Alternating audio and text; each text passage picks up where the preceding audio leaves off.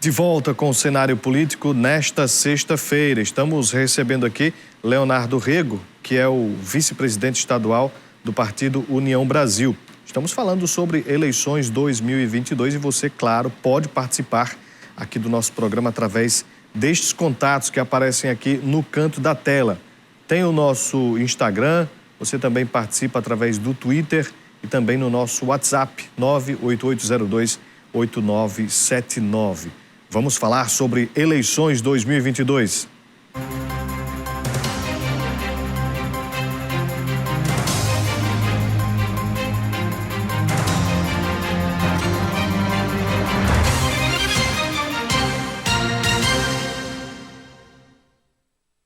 O PSD é o primeiro partido do Rio Grande do Norte a publicar edital de convocação para a convenção. O texto foi publicado no Diário Oficial do Estado.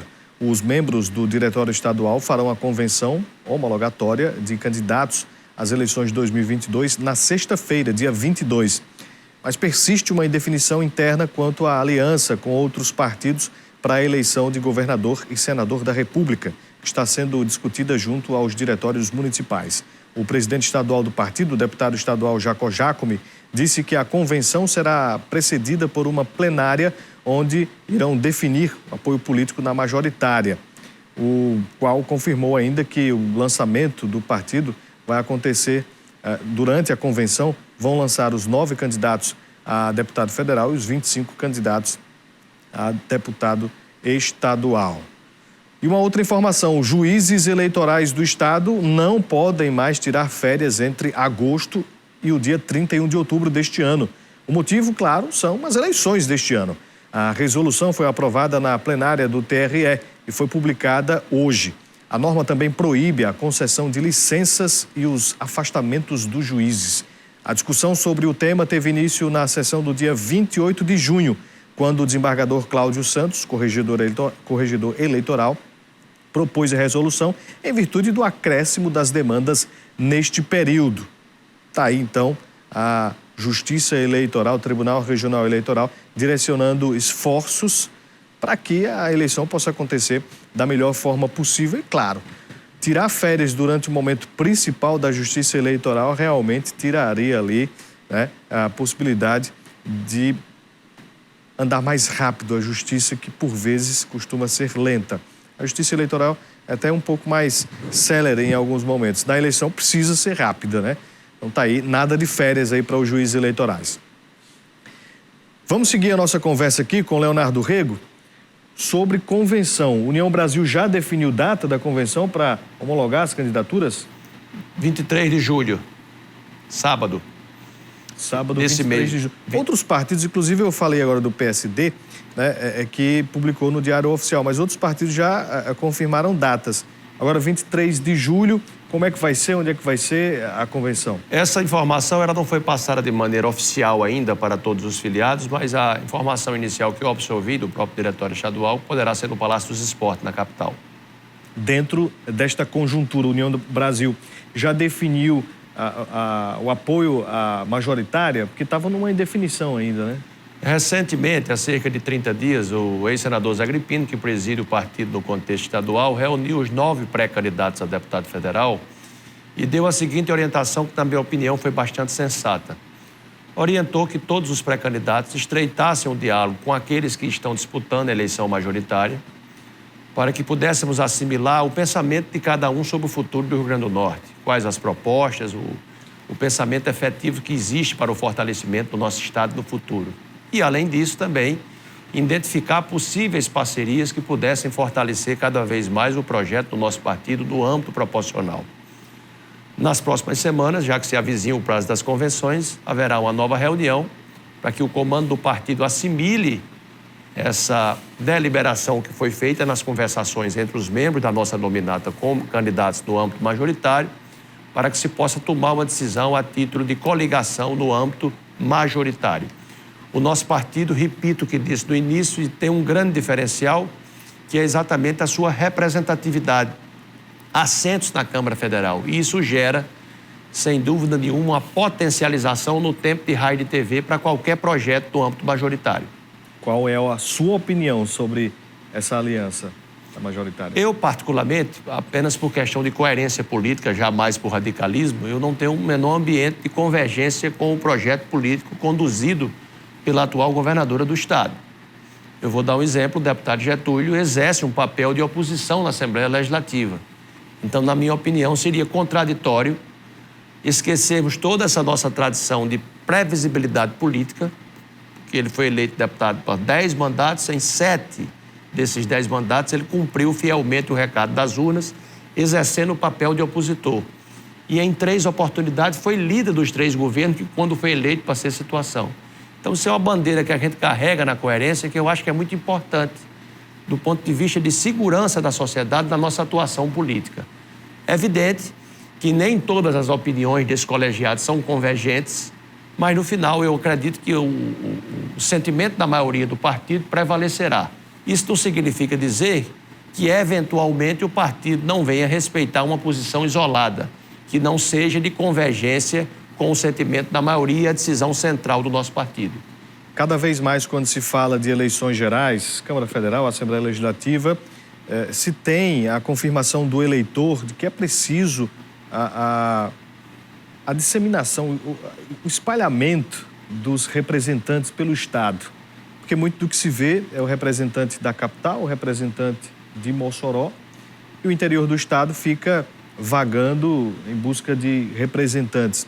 Qual a opinião do senhor sobre a presença destes políticos do interior em cargos relevantes no Estado? Sem dúvida que muito importante. Eu vou citar aqui como exemplo a densidade, a representatividade eleitoral que a região do Médio e do Alto Oeste tem. Em média, 260 mil eleitores. 170 mil eleitores no Alto Oeste e 90 no Médio Oeste. Então, quando eu mencionei que, do ponto de vista estratégico, nós tivemos uma nominata formada por lideranças exponenciais, mas algo também muito estratégico. Nós temos membros da nossa nominata com liderança na capital, na região metropolitana, na região de Mossoró, Vale do Açu, Médio e Alto Oeste. Isso é importante, você ter essa postura eclética na nominata com representantes de regiões distintas na busca do fortalecimento do partido. Eu sempre tive militância política mais focada no interior do Estado. É evidente que, quando almejamos a representar o Rio Grande do Norte no Congresso Nacional, eu tenho consciência de que não serei representante de uma região, eu serei representante de um Estado e, por que não dizer, estar atento às deliberações de pautas importantes de interesse nacional. Por isso, eu acho fundamental novas lideranças serem inseridas no contexto e de forma apropriada, representando regiões diversas do nosso Estado, porque o nosso Estado tem 167 cidades e necessita cada vez mais reforçar os seus quadros. Mas não é a mudança pela mudança, é a mudança com qualidade, no sentido da gente fortalecer a nossa representação federal. Exatamente o questionamento que eu vou fazer agora sobre essa qualidade. O que o senhor acha que precisa como qualidade, né, para este ano de 2022, para os próximos 4 anos? Porque o que a gente viu em 2018? A gente viu muito se falar sobre o novo na política, né? A novidade, o apolítico. E agora, como é que o senhor atesta que deve ser essa qualidade para os próximos 4 anos? Eu quero exatamente reforçar o que disse agora há pouco. Não é mudar por mudar. Convenhamos, eu não estou aqui fazendo uma crítica generalizada à nossa bancada federal, mas há um conceito hoje. Eu tenho tido muita interatividade, por exemplo, com a classe produtiva do Estado, com representantes de segmentos diversos. E há um conceito que a nossa bancada se fragilizou. Houve um processo de mudança política, isso é inquestionável, mas não adianta mudar apenas no afã, em função da própria indignação que a sociedade tem com a classe política de uma maneira geral. Mas a política não é diferente de outras atividades, existem bons quadros. Uma das situações que eu faço referência, procure analisar o histórico de atuação política e administrativa. Acho que isso é importante dentro de um contexto de renovação. Procure analisar a postura previsível, o arrojo na hora de tomar posições estratégicas na defesa do interesse do seu Estado ou do seu país, sem que você tenha que se adequar circunstancialmente a pressões políticas. Nós que somos políticos somos devedores da confiança do povo.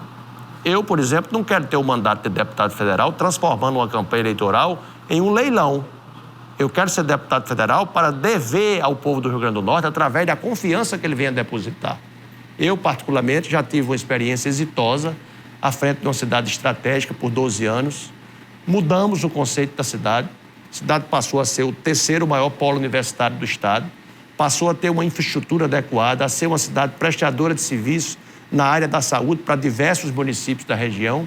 E esse processo de desenvolvimento e de crescimento me leva a ter hoje a experiência e a credencial para tentar representar o nosso estado no futuro no Congresso Nacional, mas dentro de uma linha racional, previsível e efetivamente obediente às pautas de interesse da sociedade norte-riograndense. Quando o senhor fala de pautas, e quais as pautas legislativas o senhor acredita que a Câmara Federal precisa colocar em discussão no Congresso? Nós temos alguns dados que nos preocupam do ponto de vista de crescimento do nosso estado.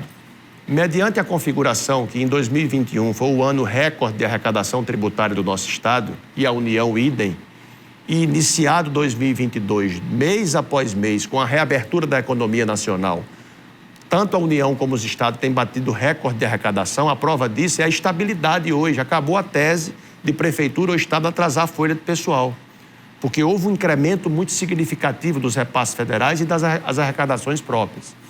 Um dos grandes problemas que eu identifico no Rio Grande do Norte hoje, e aí não estou falando crítica pessoal, estou falando crítica de gestão, é a incapacidade de investimento do estado, que você tem hoje quase 70% da receita corrente líquida comprometida com folha de pessoal. E isso é preocupante. O Rio Grande do Norte, no ano passado, foi vice-lanterna nacional no PIB. E se o estado não tem capacidade de investimento, muitas vezes até limita a possibilidade de aportar contra as partidas de obras federais, nós precisamos ter uma máquina pública mais racional, onde o estado recupere a sua capacidade de investimento e faça jus à importância que o nosso estado tem. Porque nós somos ricos. Eu tenho dito isso em praticamente todas as entrevistas. Nós somos o maior produtor de petróleo em terra do país, riquíssimo em fruticultura, energias renováveis, cassinicultura, o maior produtor de sal do Brasil, um turismo de referência nacional, mas a gente não tem identificado no estado potenciais obras de infraestrutura. E na hora em que você tem um estado com capacidade de investimento, você pode voltar a ter um Rio Grande do Norte que venha produzir de maneira satisfatória. E quando eu falo produzir, eu estou falando na bandeira do empreendedorismo. A geração de emprego e renda é um dos grandes gargalos que nós temos no país hoje, a questão do desemprego. E a nossa participação futura como representante do nosso estado no Congresso Nacional, eu terei como pauta principal a bandeira do empreendedorismo e da geração de emprego e renda. E na condição de gestor de um município, em 2 oportunidades eu recebi o prêmio de prefeito empreendedor do Rio Grande do Norte, exatamente pelos incentivos que foram gerados pelo poder público no que se refere à potencialização de investimentos na cidade. Isso foram feitos muitos. E também, por consequência, a formalização de pequenos negócios que alavanca e muito a oportunidade de geração de emprego e renda. O que é que precisa mudar na legislação para atrair investimentos ou para que se tenha, de fato, essa geração de emprego e renda através até mesmo do poder público, de poder facilitar a vinda de investidores? Está muito em pauta, a nível de demanda nacional, a necessidade da reforma tributária do país. E, mais uma vez, aqui eu invoco a classe produtiva do estado, que recorrentemente nos traz esse assunto como pauta prioritária para o país. Agora, recentemente, no ano passado, foi criada a bancada do empreendedorismo no Congresso Nacional. Se tomarmos como base a força política da bancada do agro, praticamente as pautas de interesse do agronegócio no país são pacificadas no Congresso Nacional. E eu acho que essa temática da reforma tributária, e mais uma vez aqui eu memorizo uma experiência que tive na condição de gestor de um município, foi a reforma do Código Tributário do município, gerando incentivos fiscais para potenciais investidores e empresas que têm o interesse em investir no nosso estado. Vamos fazer o nosso segundo intervalo comercial. Na sequência, a gente vem para o último bloco aqui do cenário político.